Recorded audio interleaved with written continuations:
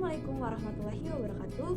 Baik, di sini saya Zelfi Anggraini dengan NIM 2011290100 kelas 2C Pendidikan Bahasa Indonesia.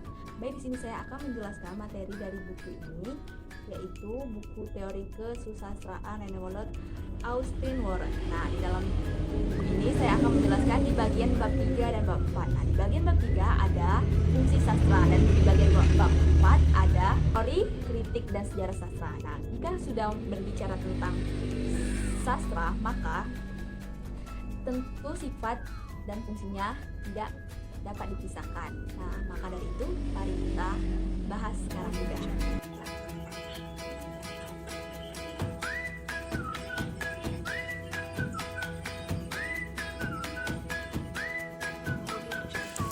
Bab 3. Fungsi sastra.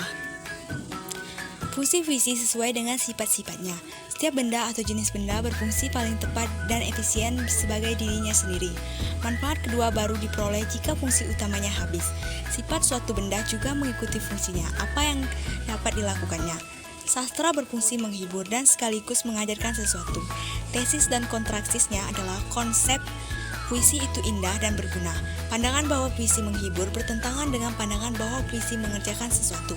Pandangan bahwa puisi adalah propaganda bertentangan dengan pandangan bahwa puisi semata-mata permainan bunyi dan citra, tanpa acuan ke dunia nyata. Teori sastra dan apologesis menekankan sifat tipikal sastra atau kekhususannya. Tingkat keumuman atau kekhususan berbeda-beda kadarnya pada setiap karya sastra dan setiap periode. Secara umum, kita bisa mengerti mengapa ahli-ahli estetika ragu-ragu untuk menyangkal bahwa kebenaran merupakan kriteria atau ciri khas seni. Pertama, kebenaran adalah istilah kehormatan, dan dengan memakainya orang memberi penghargaan pada seni. Kedua, orang takut bahwa kalau seni tidak benar, atau berarti seni itu bohong, seperti tuduhan Plato. Konversi ini bersifat semantik. Apa yang kita maksudkan dengan pengetahuan kebenaran, kognisi, dan kebijaksanaan? Kalau semua kebenaran merupakan konsep dan proposisi, maka seni termasuk seni sastra bukan bentuk kebenaran. Alternatif lain adalah memakai kebenaran ganda atau jamak. Jadi, tersedia berbagai cara untuk memperoleh pengetahuan, atau kita membedakan dua tipe dasar pengetahuan yang masing-masing menggunakan sistem bahasa yang terdiri dari tanda-tanda.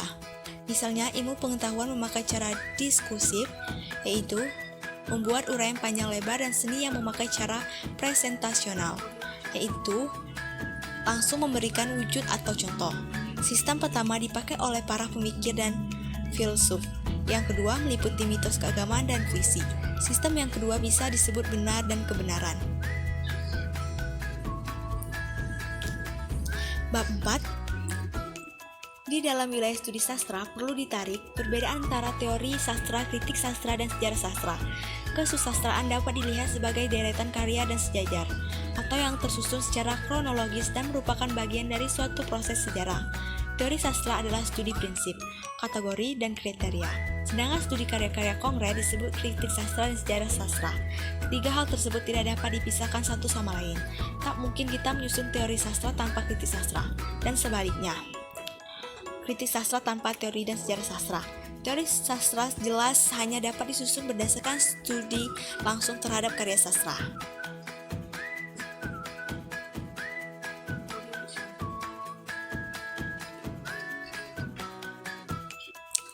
Pandangan mengenai sejarah sastra semacam ini menuntut kemampuan imajinasi, empati dengan masa silam atau dengan selera masa silam. Rekonstruksi sejarah sastra telah berhasil memusatkan perhatian pengarang yang ditelusuri melalui sejarah kritik dan selera. Dengan demikian, bukan hanya ada satu atau dua, melainkan ratusan konsepsi sastra yang terdiri sendiri, tak berhubungan, beragam, dan masing-masing dapat dianggap benar. Sejarah sastra terbagi atas fragmen-fragmen yang terpisah dan tak bisa dipahami secara keseluruhan.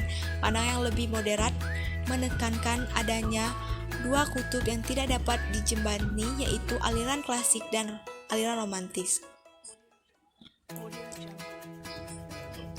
Ada alasan lain untuk memisahkan sejarah sastra dan kritik sastra. Penilaian merupakan hal yang penting, tidak dapat disanggah, tetapi dikatakan pula bahwa sejarah sastra mempunyai kriteria dan standarnya sendiri. Penelitian-penelitian di atas memang meyakinkan kita bahwa tiap periode mempunyai konsepsi penilaian dan konvensi sastra yang berbeda-beda.